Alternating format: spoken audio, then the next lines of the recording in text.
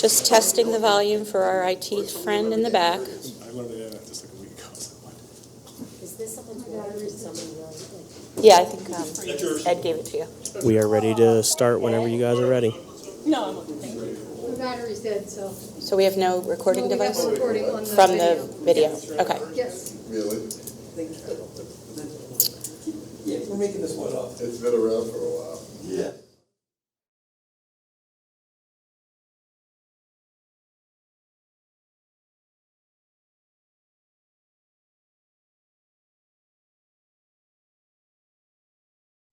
Okay.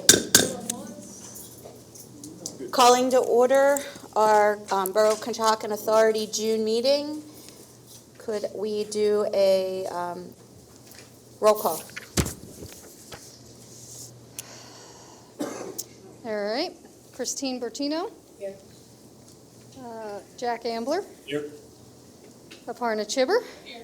George Bass. Here. Tina Sokolowski. Here. Great. Let's stand for the Pledge of Allegiance, please.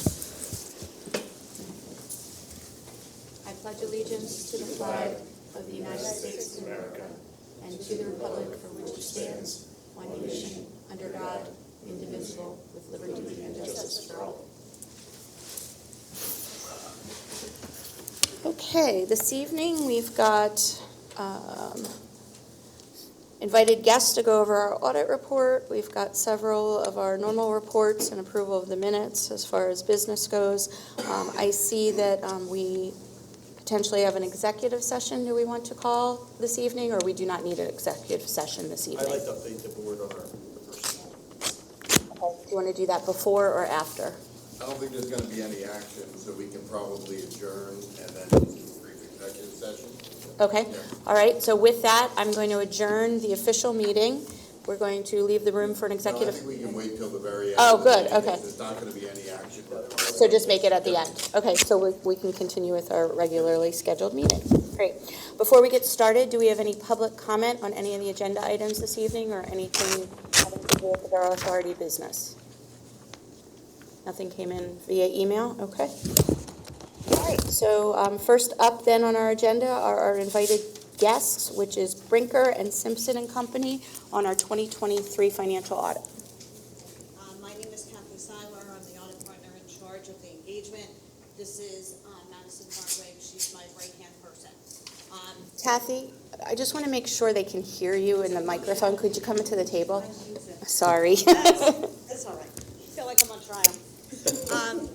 So just wanted to introduce our team. We are happy to be here. I know that we saw Tina probably our first day of field work, and I said we're going to make it to the meeting on the 25th. And at that point in time, I really didn't think that we were going to make it to the meeting on the 25th and be able to file the DCED report timely, but we did everything in our power to try and get here, and we are here. So I thank everyone for the opportunity again.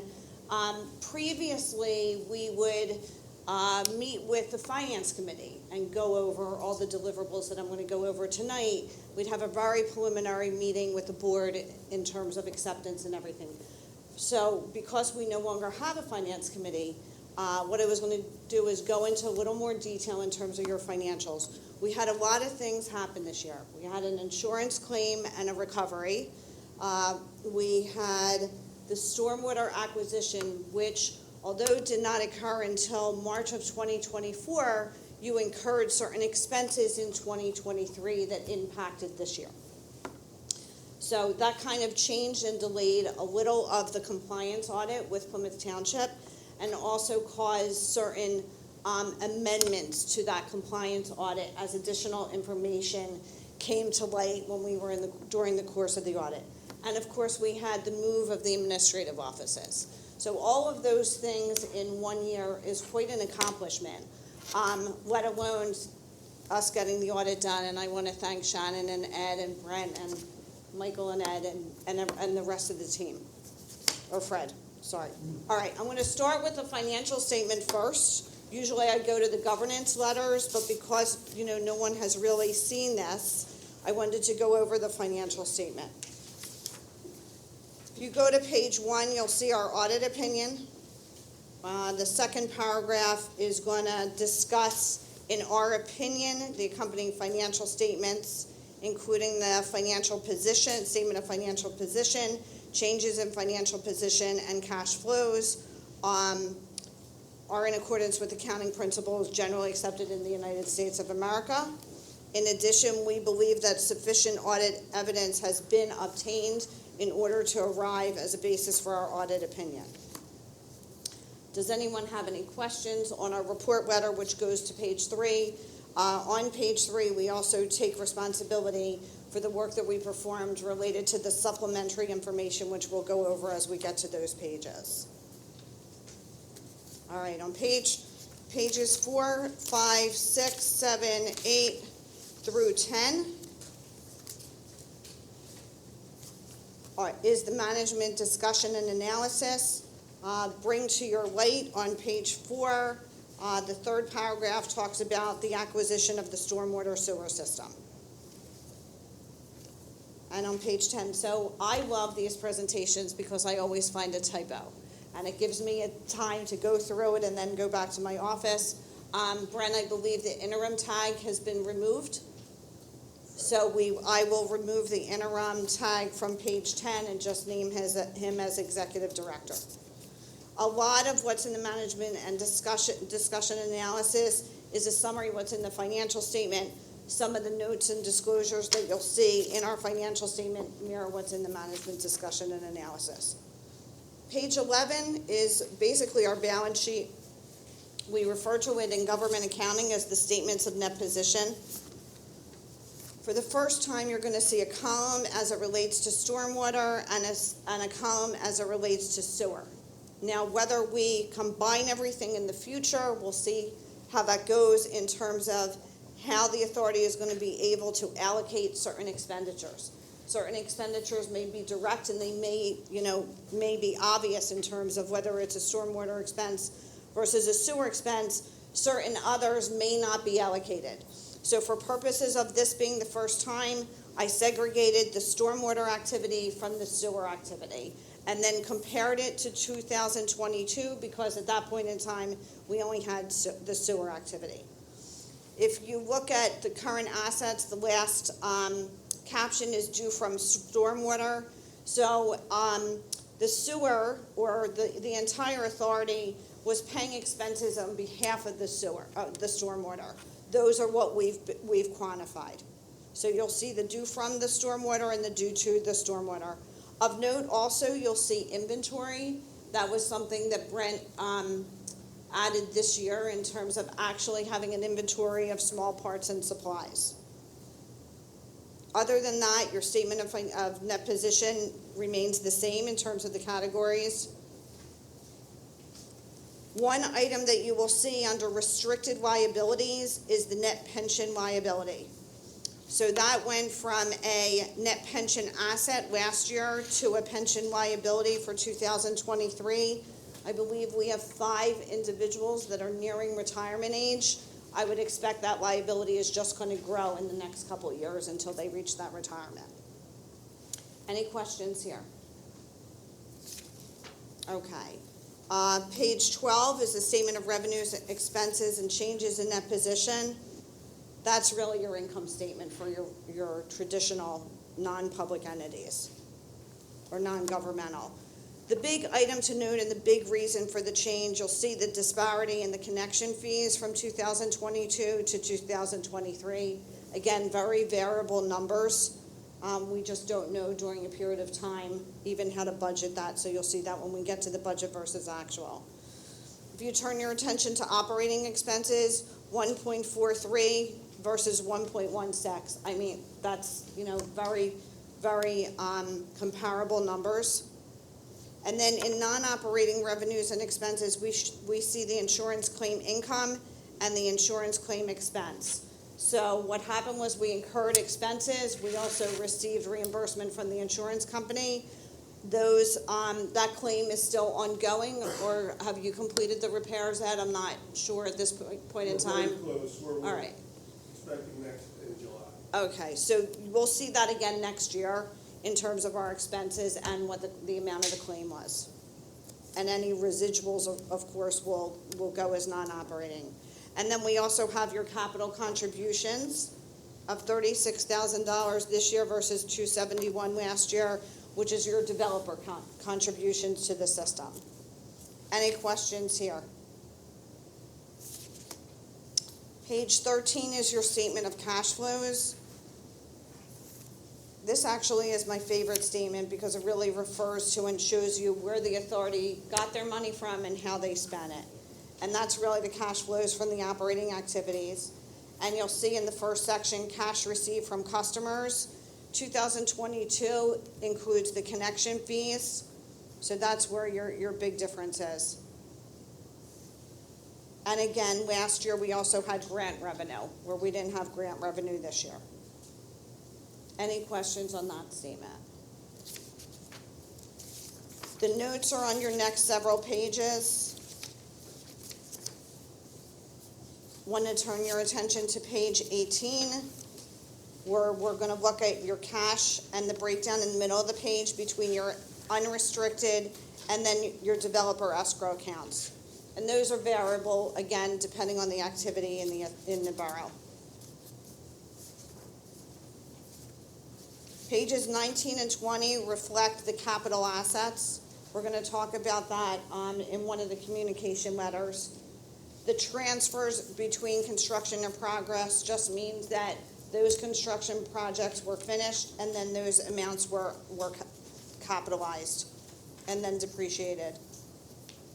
Page 20 reviews your debt, and page 21 shows your future maturities. Again, that 1.79 interest rate is really looking unbelievable these days. And then when you go to page 22, you see the second sewer revenue note, the Series AA of 2021. Also on page 22, you're going to see the principal payments on the debt. Pages 23, 24, 25, 26, 27, 28, 29, and 30 all relate to the pension obligation, which is required disclosures by the government accounting gods. I'll just refer to it that way.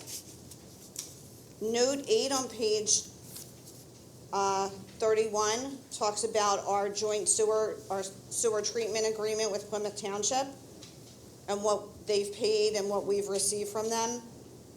Note 9 talks about the commitments and the agreement with the borough related to the municipal services agreement. On page 32 talks about our CAM charges for our office space. Note 10 discusses our collective bargaining agreement that expires at the end of this year. And on page 33, you will see a comment related to the subsequent events and the subsequent conveyance of the stormwater system to the authority. On page 34, you'll see the budget to the actual. And you'll see the variance in operating revenues almost directly relates to the contract revenues from Plymouth Township, which are variable, plus the connection fees. Repairs and maintenance have dropped this year, I think, versus budget. I don't know if that's just a timing item. And then the project engineering costs relate to stormwater. So those were those costs that were incurred on that behalf.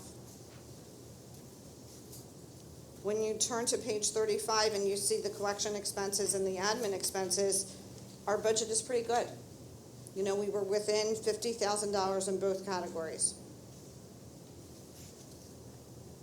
And then page 36, the difference in operating income.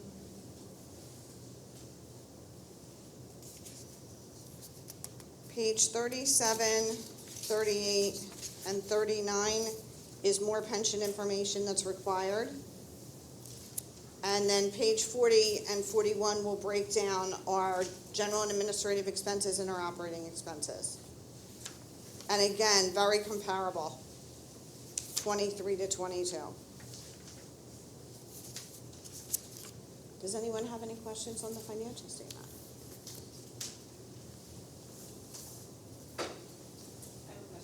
Yeah.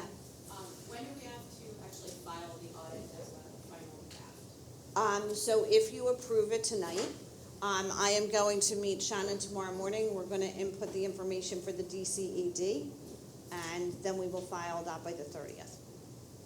Is that the date, the 30th for the DCC? For the DCD, however, they don't penalize you if you're late. So we're pushing for that because that's your traditional due date of that report. But certainly if you need time to digest this, I will still help Shannon with this submission tomorrow. We just won't finalize the financial statement. Just depends on your timing. So I'll look to the board who are all basically new members through the audit process. Do you guys need time to digest this and better understand to ask questions? Or do you feel comfortable that you can make a motion to accept this? What's that? I feel like I understand. Okay.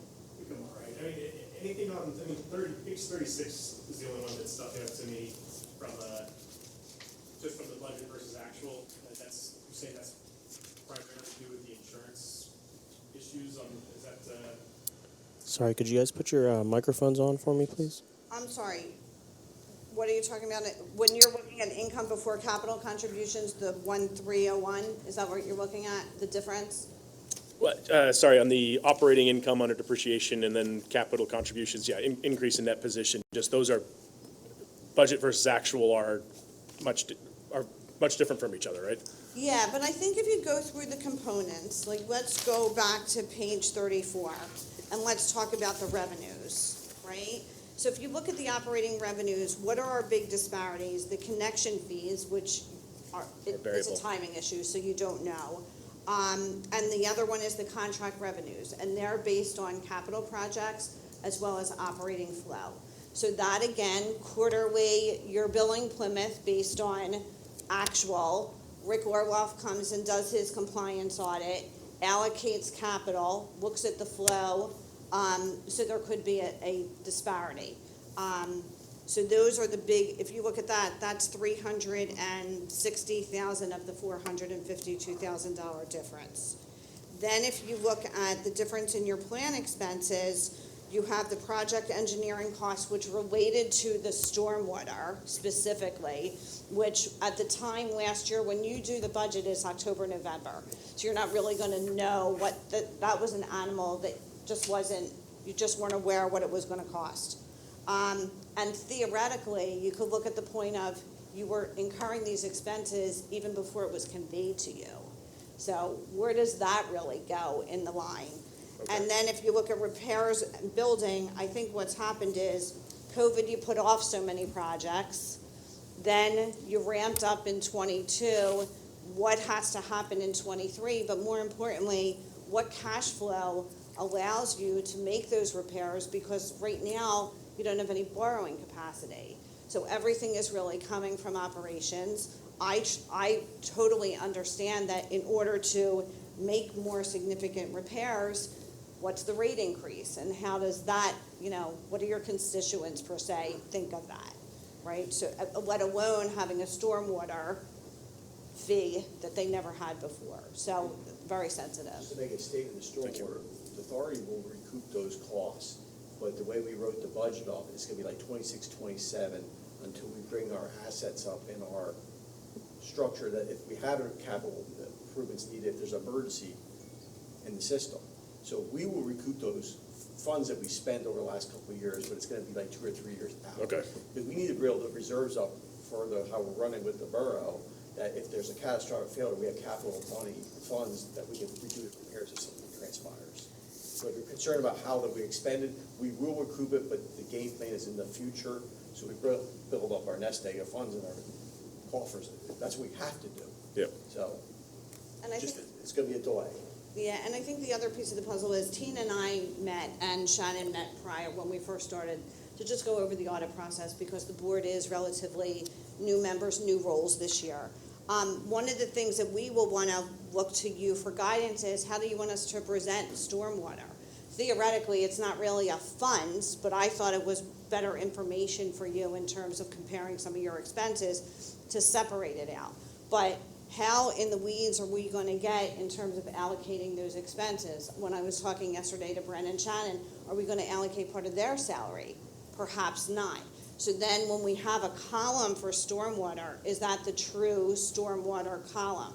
There's other authorities where we just present the stormwater revenue similar to how I present Plymouth, just as a line item.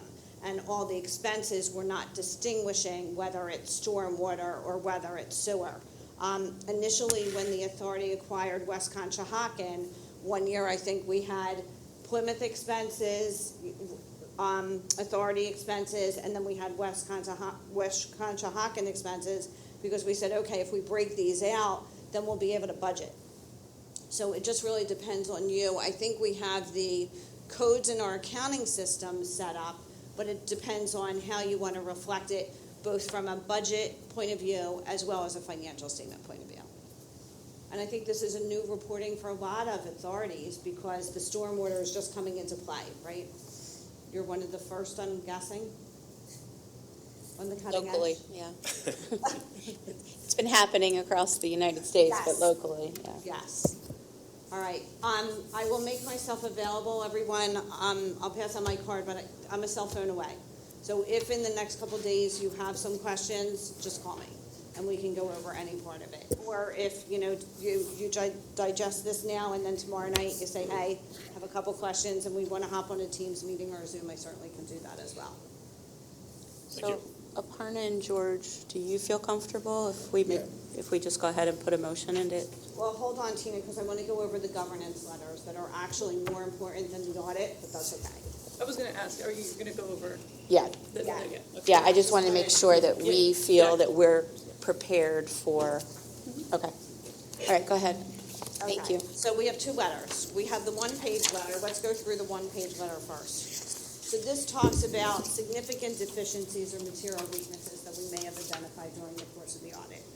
And I'm happy to say that with the board's oversight, you also use Major Master to handle the monthly accounting as an oversight for the authority personnel. We didn't identify any significant deficiencies or material weaknesses. One of the items that I'm throwing out there for you to consider is currently the authority has a capitalization policy of $1,000. In the scheme of the capital assets that the authority has, and if we look at the balance sheet per se, we have capital assets of $26 million. Does something for $1,000, what benefit does that provide? And one of the instances I'm actually using is some of the office equipment was capitalized because of that capitalization policy. Some authorities are moving it to anything over $5,000 with a useful life in excess of a year. Some are saying $10,000. Because if you're budgeting for it anyway, then theoretically it shouldn't be capitalized. So if you budgeted for some of these office supplies and I'm capitalizing it because of your capitalization policy, then we're only showing a favorable variance, which we're kidding ourselves, right? Because we were still paying the cash. So just one of those FYIs for the board to consider. Any questions about that? Is there a formula that authorities use to? It's a gut, what seems reasonable, but you have this plan, right? So I always remember belt filter press. What was it, guys? $700,000 at the time? And most of, if it's something that you're not routinely planning on replacing through operating expenses, then you capitalize it. So in my opinion, it's gotta have a life of greater than 5 years, and it's gotta have an expense of greater than $5,000. $1,000 or less, this is operating expense. That's like, maybe a copier is, but that's really, a computer, no. Printers, no. Anything like that. And the same thing with like light bulbs or not.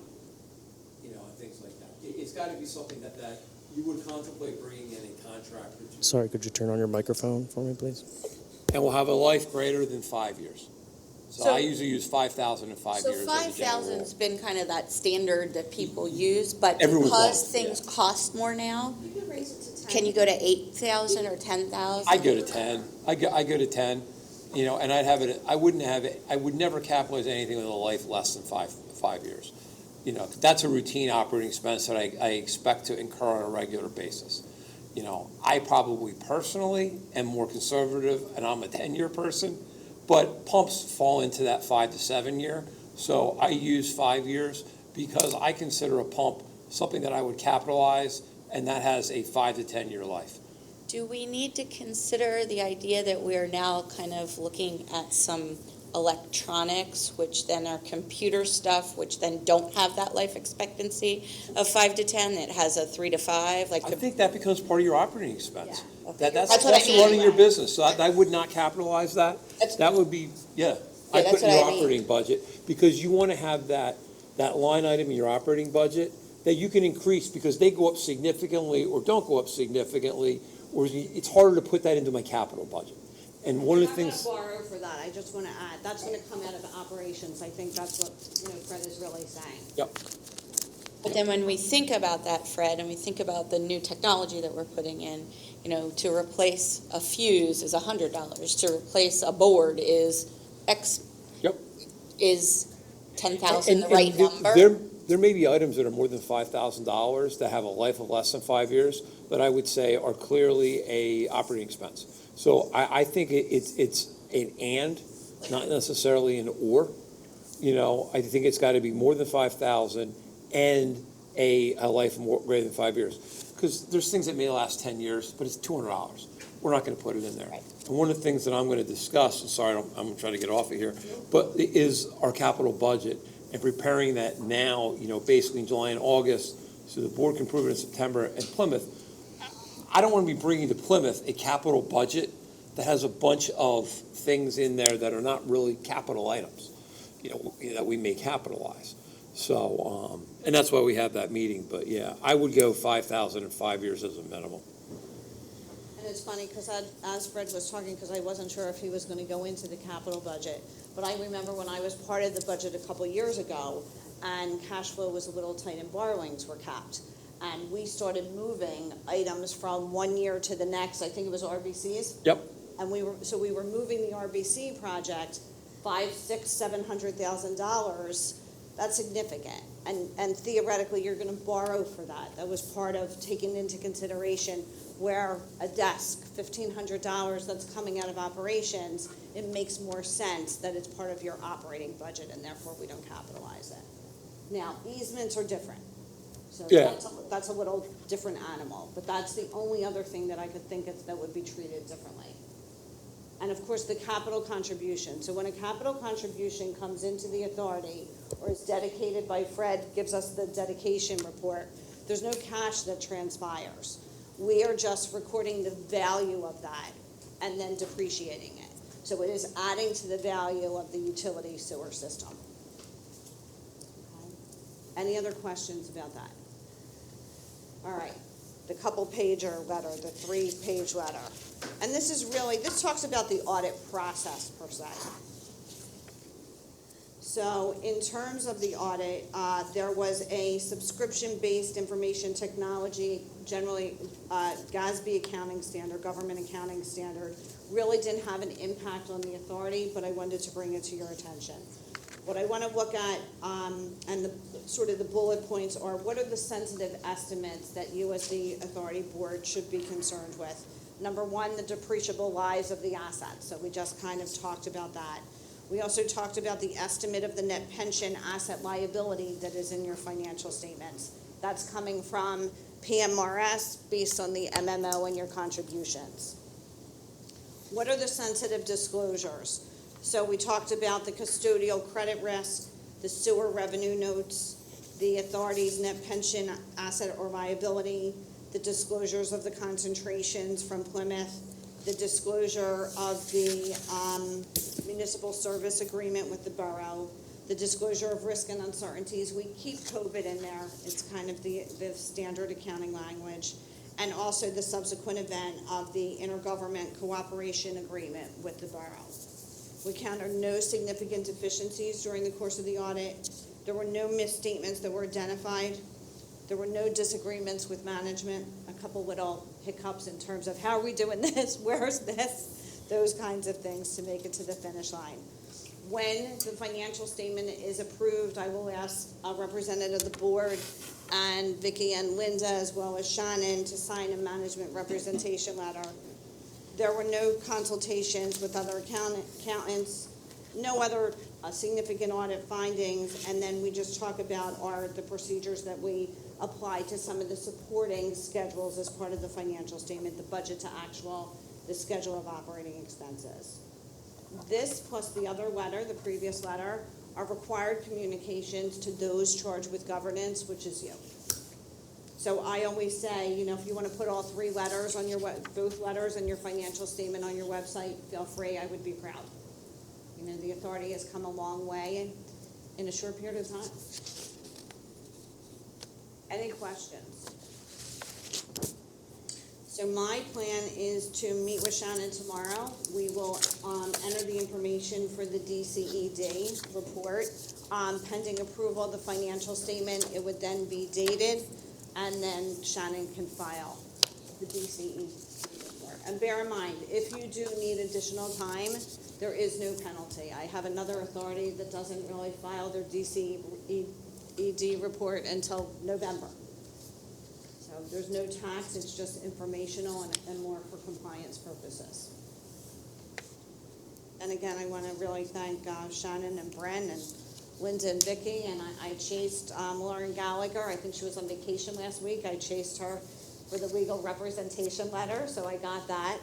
I chased Fred for the capital contributions. We got that very early, so that was helpful.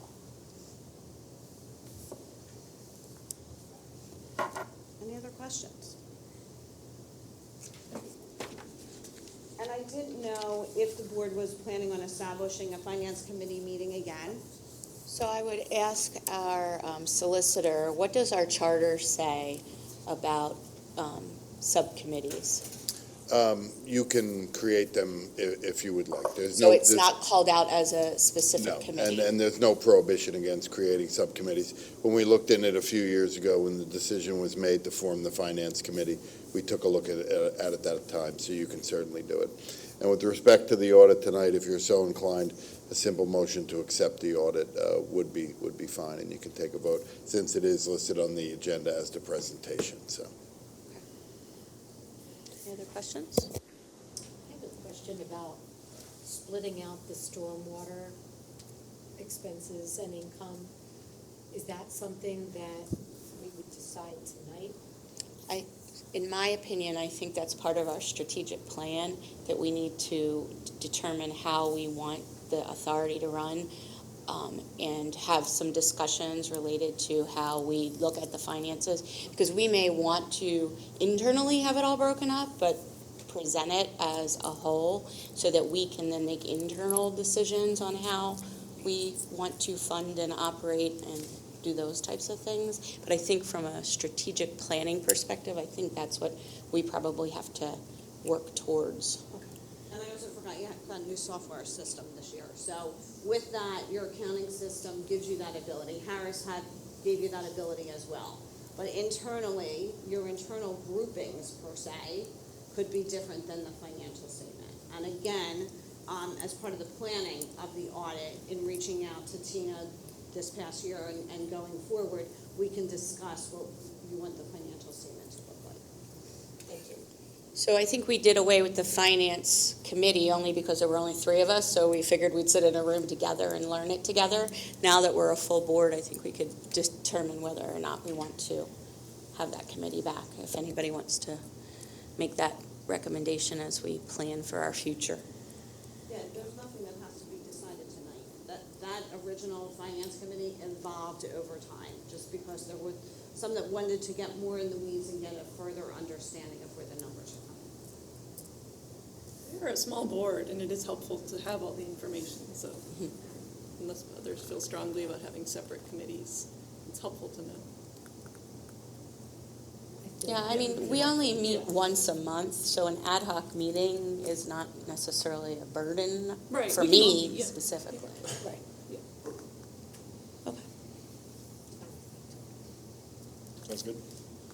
All right, so if we are so inclined, do we have a motion to approve the Brinker-Simpson audit report? I'll make a motion. Okay, I have a motion. Do I have a second? I'll second. I have a motion and a second. All in favor? Aye. Aye. Anyone opposed? Okay, motion carries. Thank you. We will date the management representation letter as well as the financial statement as of today's date, which is June 25th. I will send the letter to Shannon. Tina, you will probably most likely sign as well, and we will get the CCED filed tomorrow. Great. Okay, Thank you very much. Thank you.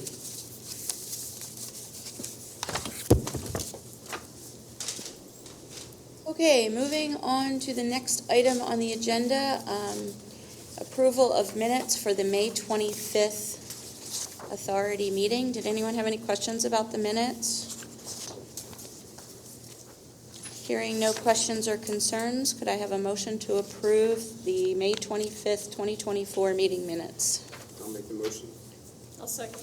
I have a motion and a second. All in favor? Aye. Aye. Anyone opposed? Okay, motion carries. Next item up on the agenda are our financial reports. Let's see. So first item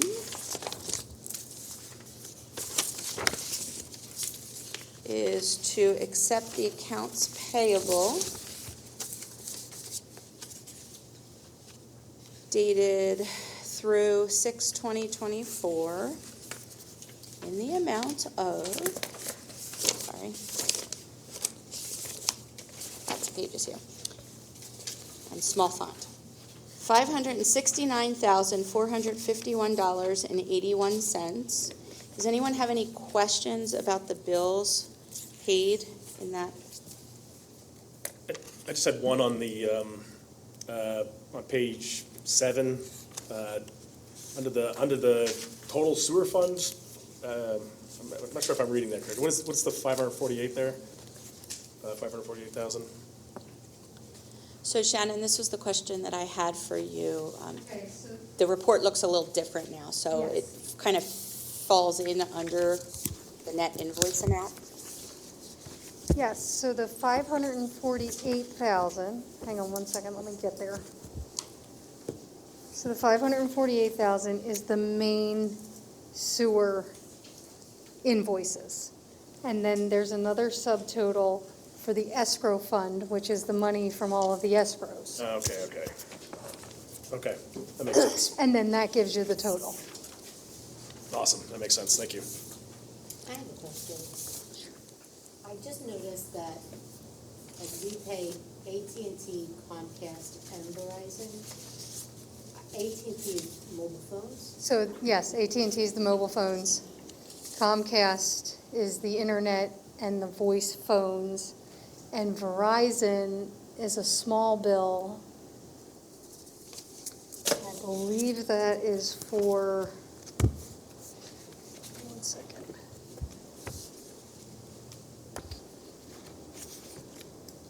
I'm not Fire alarm? yeah, I feel like it's for the fire alarm, yeah. Fire alarm. Auto dialer maybe? Yeah, that might still be in the auto dialer too. The what? There's the alarm system. That also might be in there. Is there an opportunity to consolidate vendor for better pricing? We could, really, I would think so. I mean, we could try. We could, Find out. yeah. I mean, if we're in that capital budget, operational budget kind of cycle where we're looking at opportunities, maybe.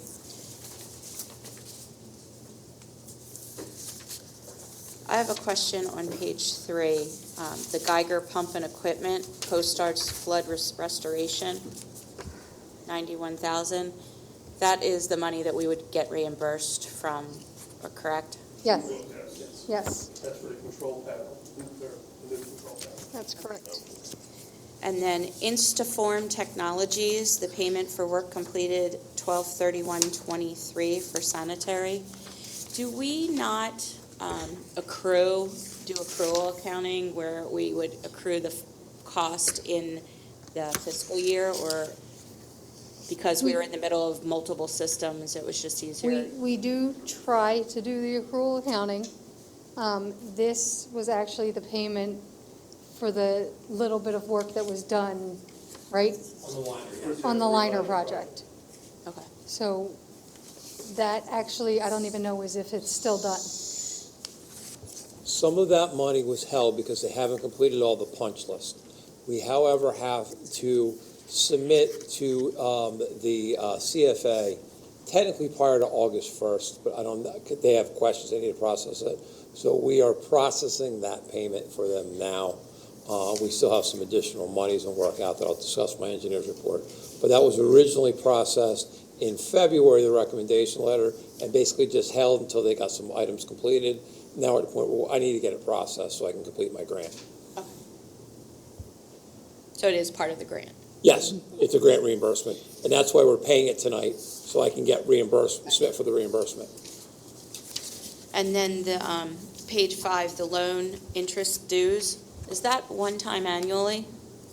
So we pay principal and interest twice on the two different loans, and then we also pay an interest payment once a year on each of the loans. So there's the big payment, and then there's a smaller payment. All right, they were all my questions. Anyone else questions? My only question was on the $91,000.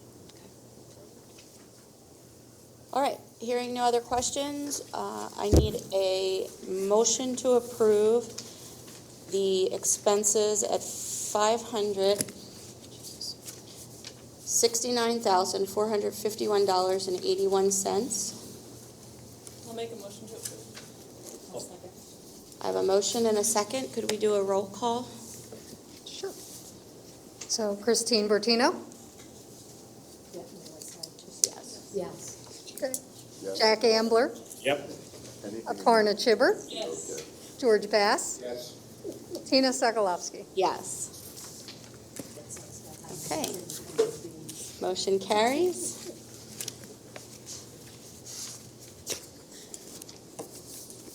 Penalty reversal, 301 Washington Street.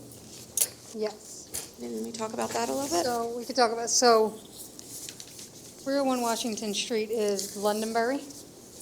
They tried to send us a payment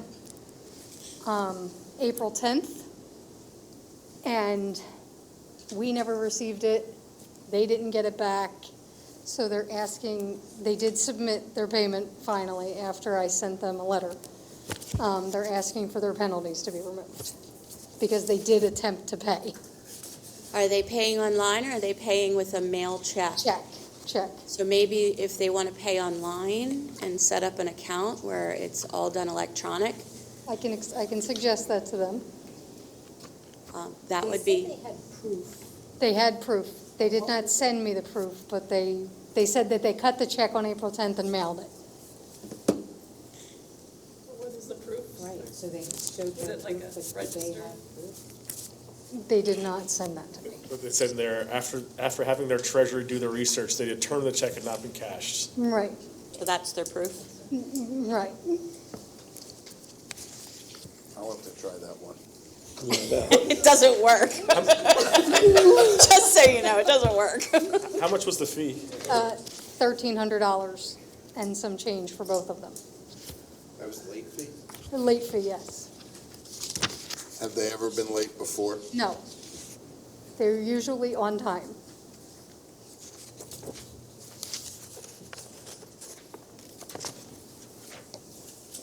Have we set a precedent in the past with any other people that we've waived late fees? No, you're looking at each situation. Each situation is unique. This one is a very large bill. They pay, as Shannon has just confirmed, they are always on time, if not early. So you're not binding yourself for any other future customers who may ask for fees to be waived. Do we have any expenses? Like, is the late fee intended to cover any expenses on our? Okay. No, I don't think so. Yeah, not like that other one where someone actually worked on the problem or whatever. The lien. Yeah, the lien, yeah. Right, they responded right away when they got the letter, so Do we file on record the voided check as a backup documentation so that if something gets lost in the mail again this year? I can, and I always put, it's a one-time courtesy. Okay. Always one-time courtesy, if we approve it. But yes, I can ask them for the copy and put it in their file, if you. Any other thoughts?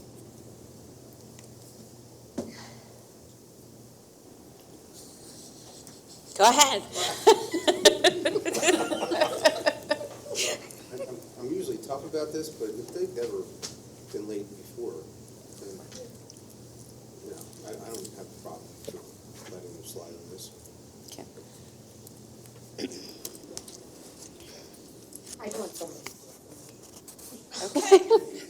Okay. Can we make it a contingent that they do the online system or something, or heavily suggest that in some manner, or?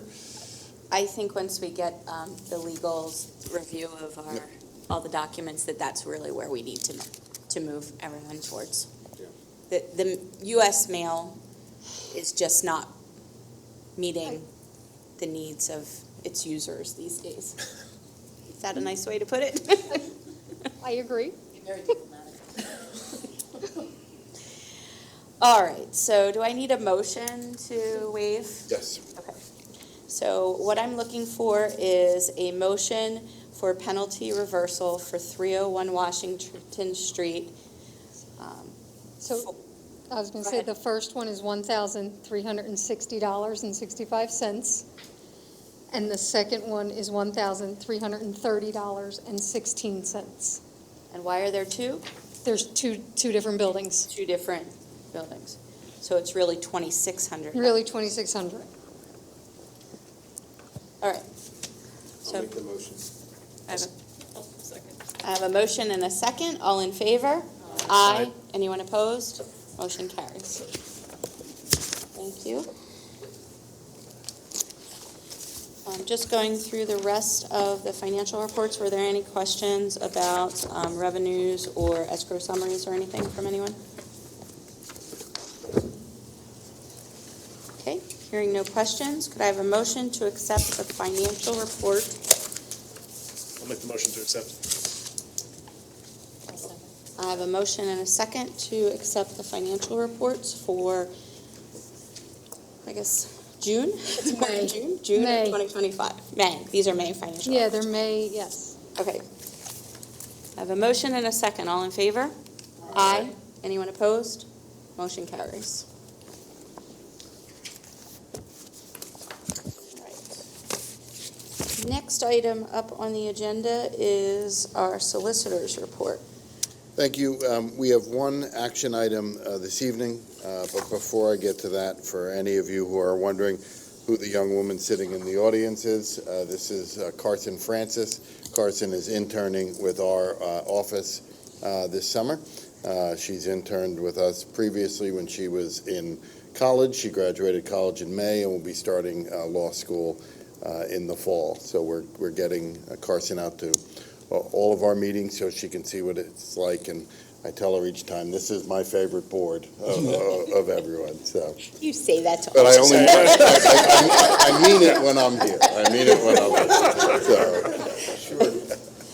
so. The one item we have this evening is a resolution authorizing reduction of performance security to satisfy the maintenance security requirement and authorizing execution of a deed of dedication for sanitary sewer facilities for the project known as SOAR West. The project and the work has been reviewed by Fred, your engineer, and he has determined that the security can be reduced to the level that they are requesting. It's a level that will remain will be sufficient for any work that needs to be done moving forward. And we're now, since they're at that point where the work is done, we can take dedication of the facilities. Any questions on the solicitors? Make No. a motion to accept the solicitor's report. First, let's The do motion the to accept resolution. the resolution. Yeah, adopt the resolution. Yep. So I need a motion to adopt the resolution authorizing the reduction of performance security to satisfy the maintenance security requirements as recommended by Mr. Ebert. I'll make that motion. second. I have a motion and a second. All in favor? Aye. Anyone opposed? Motion carries. And that concludes our report. Make a So, motion to accept the motion to accept that then? yep, or- now we can motion to accept the solicitor's report. Yeah, I'll make a motion to accept the solicitor's report. I'll second it, okay. I have a motion and a second. All in favor? Aye. Anyone opposed? Motion carries. All right, next item up is the engineer's report. Yep, and we have 2 grants, payment requests to the CFA. The work is done on the first grant, complete, there's no additional punch list. The amount remaining, I'm actually gonna take, this is actually B. The amount remaining is $103,488. We have eligible costs of $72,234. Basically, we're leaving $31,000 on the table with the grant. The reason for that is that when I did the original cost estimate and applied for the grant, I'm relatively conservative because I don't know what the bids are going to come back in. We got very competitive bids, so while you're leaving money on the table on the grant, that's just because we got competitive bids and we didn't spend the money. So that money will be returned to them and go back into the pot. The second grant, the amount remaining is $127,137.43. We have eligible costs of $127,037. So I'm leaving $100.24 on the table. That's about as close as you can get. The reason that is we actually, we took that project and we broke it into 2 projects because under the grant program that we applied for, you had a maximum project cost of $500,000. I was scared if I put it all in and I didn't have a competitive bid, so I broke it into like a Part A and a Part B contracts. We were able to fit both of them underneath of it, and just coincidentally worked out very well. So I would request authorization to have the vice chairman sign the grant application. The work has to be completed by June 30th. We're done. Grant applications have to be in by August 1st, but I want to submit it now so that way I have the entire month of July to answer any questions, and get it done, that we're not leaving any money on the table. So I would request a motion to authorize the vice chairman to sign as well as the executive director to sign those applications, and I'll make the application tomorrow with board approval.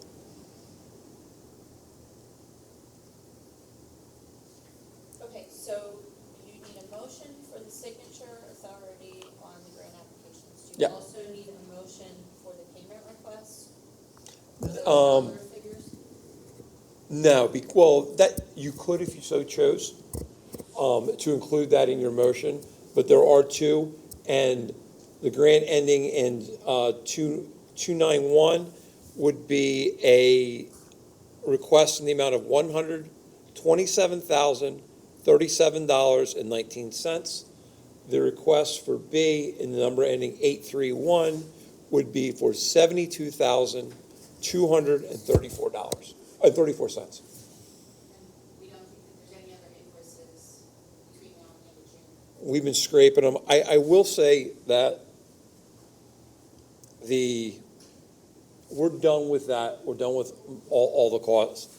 I do have another phone call with the contractor. They previously requested a change order for $100,000 to close.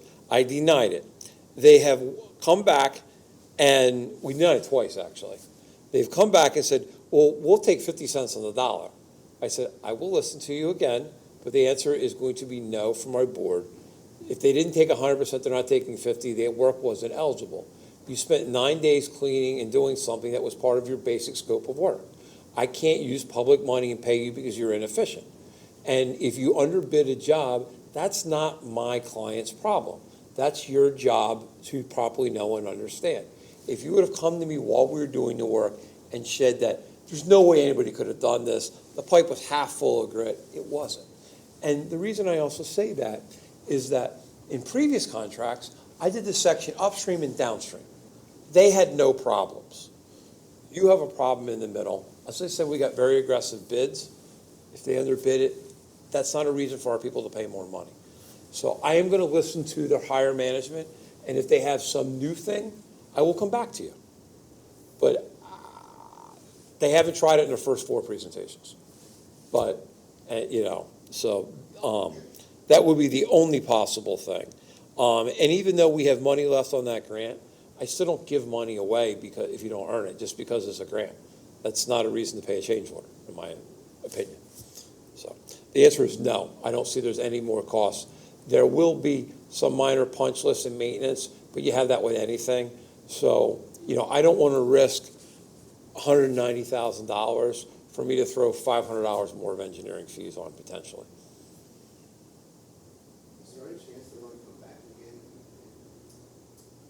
ask for this money? They can keep on coming back and keep on being denied. I mean, I can't stop them and close them out. I mean, they could ultimately sue us for that, but that would be their next step. But we have it very clear what's a requirement. We've denied it in writing. I have gone back publicly at meetings. I've discussed it with you. I've given my opinion there on tape. I'm sure they've seen and watched the videos. They know exactly how I'm representing. And I think they're saying that, well, if you have 50,000, if we cut it in half, maybe you'll meet us in the middle. Maybe you'll give us 25%. I think they've just mismanaged the job, and upper management is trying to get any cost back that they can. I can understand that, but it's not a reason I pay a change order. You don't agree?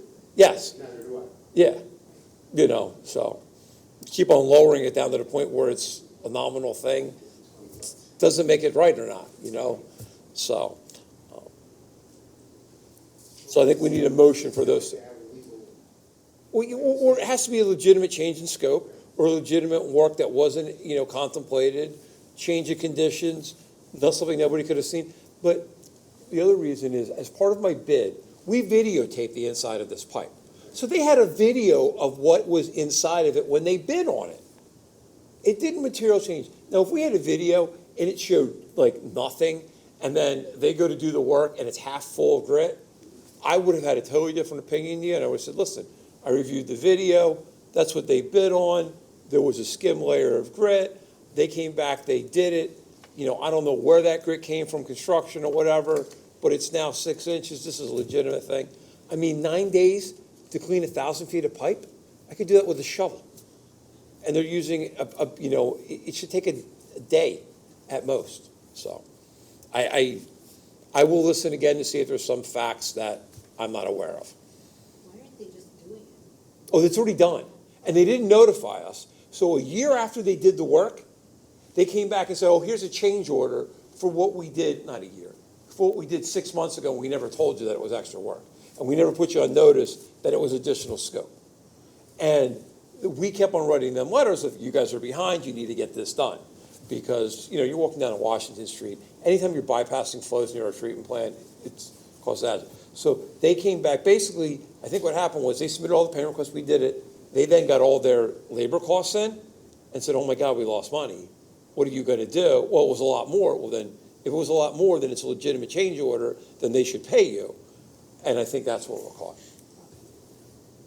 So yeah, it would have been different if I was put on notice, hey, we had 2 days, it's now day 4, this is unreasonable, come out, verify it. It was 4 or 5 months later. After they had submitted all their payment requests, I had already paid them for the work. It was already done, and now they're saying, oh, we need a change order because our labor costs were too high. Okay. Any other questions? All right, hearing no questions, could I have a motion to approve the vice chair to be signature on the application for the grant? And authorize the engineer to submit it. Authorize the engineer to submit. I'll make a motion. I'll second.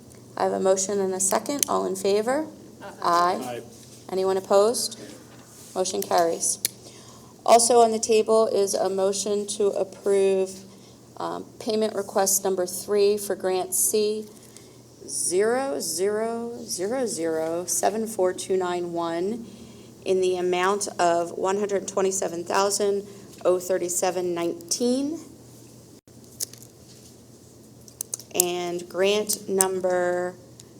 payment request number 3 for grant number C 0069831 in the amount of $72,200.34. I'll make the motion. I'll second. I have a motion and a second. Since this is expending money, do we need roll call on No. this one? or- You're because it's a requesting grant? money. Or- You're requesting Oh, money. yeah, we're requesting money. Yeah, you already spent the money, you're getting it back. I'm getting it back, okay. All right, so I have a motion and a second. All in favor? Aye. Anyone opposed? Motion carries. Okay. Next item on my report is I'd like to start the capital budget. I'll just let the board know that I'd like to start the capital budget with the executive director and operations staff. We owe a capital budget to Plymouth Township. I think it's technically November. We like to have it in October because they need to incorporate into their budget. So, and it's basically a 10-year look ahead, but I can only change things within $150,000 for the next 3 years. Well, due to COVID, waiting for grants, we've really gotten behind on this, and it's kind of gotten dated, and I don't want to say it was done at the last minute, but it wasn't really well organized, well planned out, and really it's time to take a step back, and let's really evaluate our 10-year capital budget. Let's get real numbers on there so Plymouth Township can do it. Some of the things that we do, like we have 3 trains of RBCs, replace one every 10 years. So that's on a regular schedule. We have pumps that have a life of like 7 years, 5 pumps. So every 7 years, we budget to replace a pump. There's a lot of things there. The carbon odor control system, that activated carbon has got to be replaced on a schedule. Well, we've gotten so far out of our schedule because of COVID and other things, we really got to reset it and get it so that it's straight. I'd like to meet and work with staff on July and August.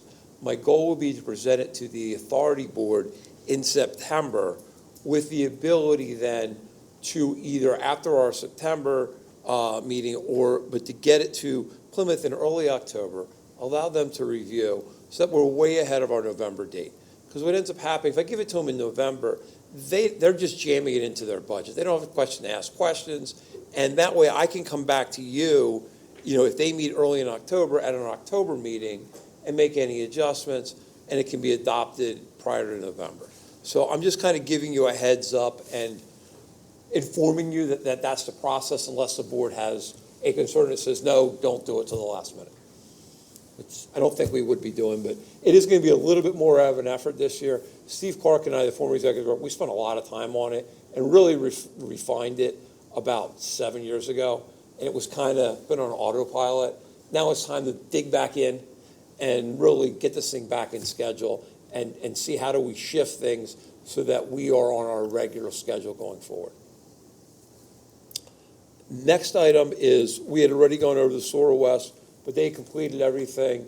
The last remaining item that they had was a lateral that they didn't leave us on their property. We didn't know if properly capped. We had them line it. There's no question it won't be long-term infiltration. Last item again is 720 Spring Mill, and as I said last time, Ty Barkowski is being awesome with this. He really is being there. He redesigned it. He actually engineered it. We accepted I gave him direction after the last board meeting of what our preferred option was. Well, he went back out, paid a professional engineer to design it and put it on there. He's ordered the materials, has kept in constant contact with me. Really, honestly, not what I was expecting, and very happy, and I will give him all the props in the world for standing up and doing it the right way. That completes my report, unless the board has any questions. I just have a question on that. Yes. So there was original design, right? Yes. So it meeting spec. Yes. So he went out and got an engineer he didn't redesign it, he developed a new work plan. No, he's ripping it out and replacing and putting it in properly. And putting it in according to the original design. Close. Yeah, close to it. It's not exactly the original design because we basically dug back closer to the street rather than going to the next section. But yeah. You also used a bigger diameter pipe, yeah. But we meet our standards and DEP standards. There's never a good solution, but this was the best of, and I don't even say the best of bad solutions. This is clearly an acceptable Best solution. solution. It's Okay. Yep. Yeah, no, so we didn't compromise and say it's the best of what we could do. No, we made him do it right. And it's going to be very expensive. He's going to pay. Yeah. more for this replacement than he did for the entire installation of sanitary sewer. But, Thanks. yep. Any other questions? Hearing no other questions, do I have a motion to accept the engineer's report this evening? Second. I have a motion and a second. All in favor? Aye. Anyone opposed? Motion carries. Next item on the agenda is our operation manager's report. Okay, I wanted to start by first thanking Brent for encouraging me, and then for the board for supporting me to go on this convention. Could you turn your microphone on, please? It was very helpful, very insightful. I learned a lot of different processes and equipment, and met a lot of vendors and peers too. I made a lot of contacts with people in my position that, everywhere from New York to San Fran. So I've got a stack of business cards. I gave a stack out. I still have a lot of reading that I brought back that I can, really absorb. And I've been telling Brent all about it for 2 days now. So thank you very much for supporting that. And I will have more. I don't know if everybody saw the summary I sent out to you yesterday. I do have more stuff to follow that up. The other thing I had was this morning I received the application for Fun Fest for this year. So we can't approve that today because it's not on the agenda, but I just wanted to make you aware of it. We usually do the $1,000 gold sponsorship, and I don't know I just wanted to bring it to your attention. So. Thank you. And the last thing I had, I just noticed in the packet, I guess I was in a hurry to get my report done before I left. I said that I was going to attach a report to a class I took before I left, so I'll send that out to you individually, so you can see what I meant. So, but that concludes my report. Any questions? Hearing no questions, do I have a motion to accept the operations manager's report this evening? I'll make the motion. I'll second. I have a motion and a second. All in favor? Aye. Anyone opposed? Motion carries. Next up is collections and maintenance reports.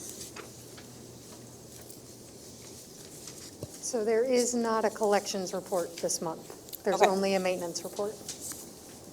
Only a maintenance report, you said? Yes, Okay. with everything that went on. Yep, no worries.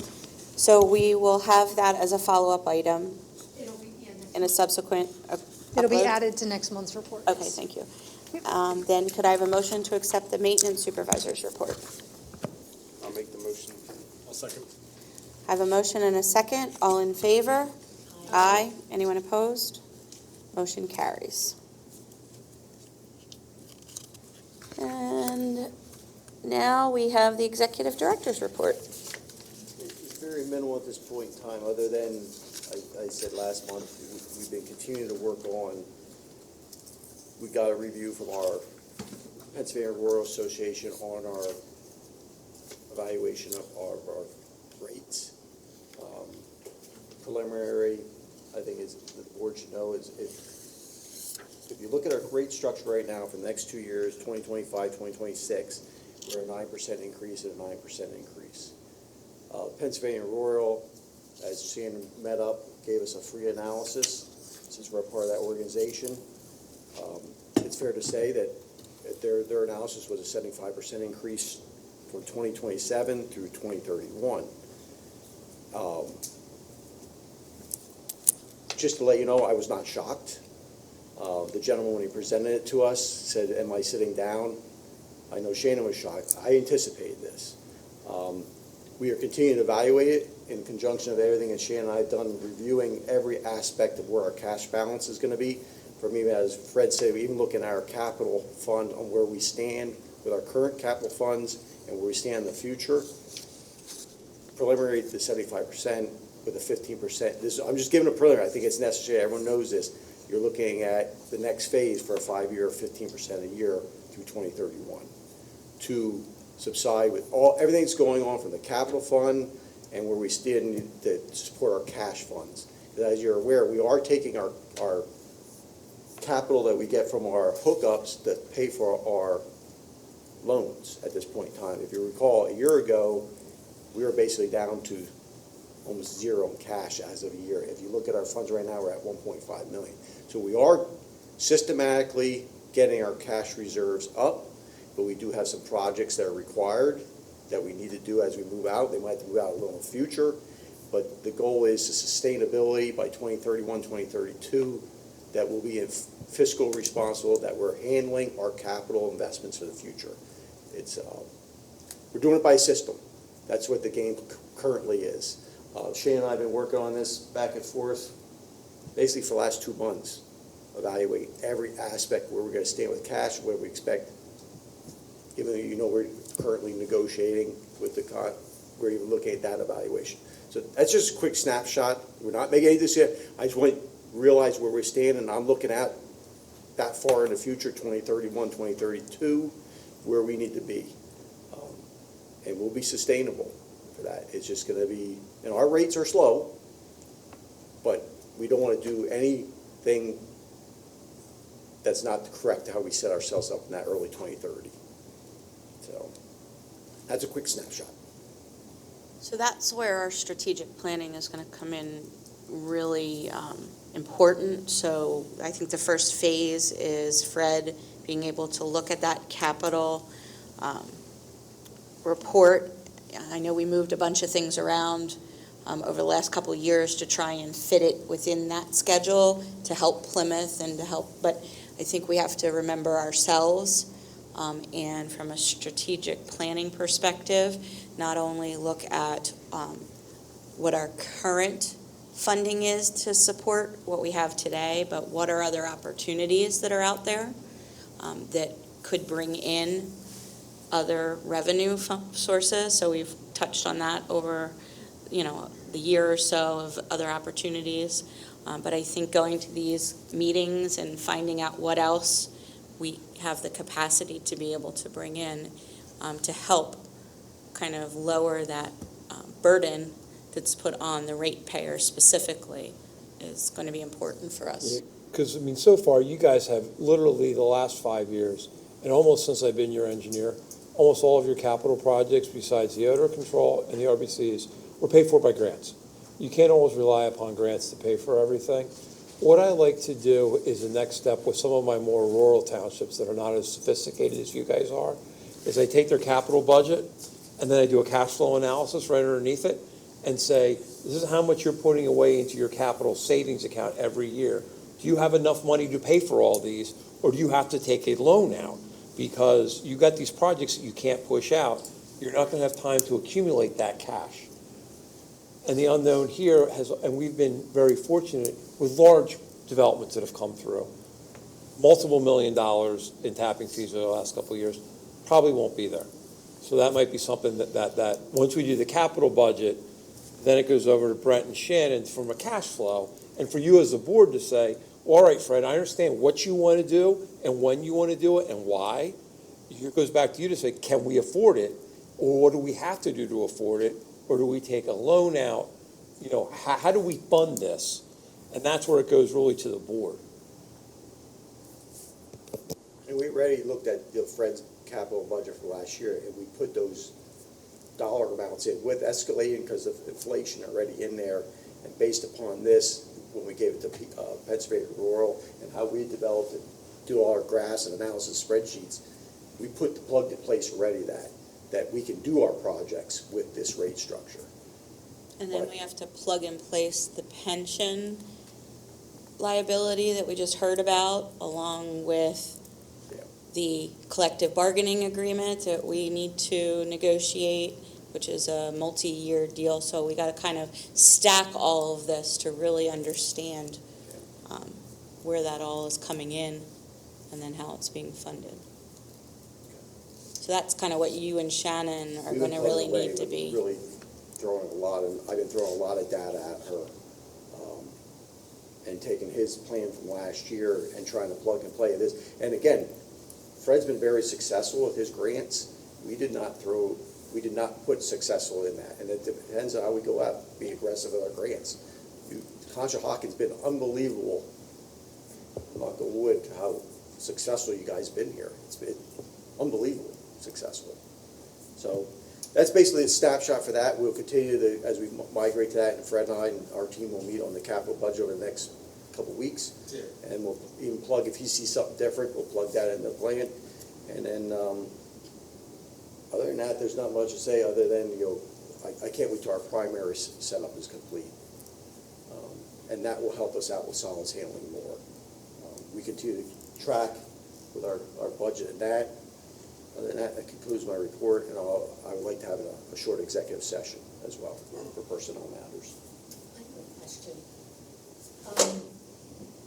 The sewer bills for the residents, they're based on water bills, right? So what is the impact to us since Aqua is raising their rates? Like, does that mean more revenue for us? We just get a volume from them. We just multiply your water consumption times a rate that this board sets. It has nothing to do with your actual water bill. We just use the flow data from them as our method of billing. So they get a minimum service charge if you use so many gallons, then everything else, you pay as you go to make it equal. That way a family of 8, and a little old lady are proportionally charged the same, but if you have public sewer, the minimum sewer bill covers that. Because there's so much to have the privilege of having sewer. Whether it flows or not, Brent gets a salary, Ed gets a salary, Shannon gets a salary, so. Any other questions? Hearing no other questions, do I have a motion to accept the executive director's report? I'll make the motion. A second. I have a motion and a second. All in favor? Aye. Motion carries. Do we have any old or new business that we need to talk about today before we conclude the meeting? Okay, this is the conclusion of the meeting. We are going to call an executive session post this meeting. All right, meeting adjourned. Oh. May I have a motion to adjourn our meeting this evening? I'll make the motion to adjourn. Second. I have a motion and a second. All in favor? Aye. Anyone opposed? Motion carries.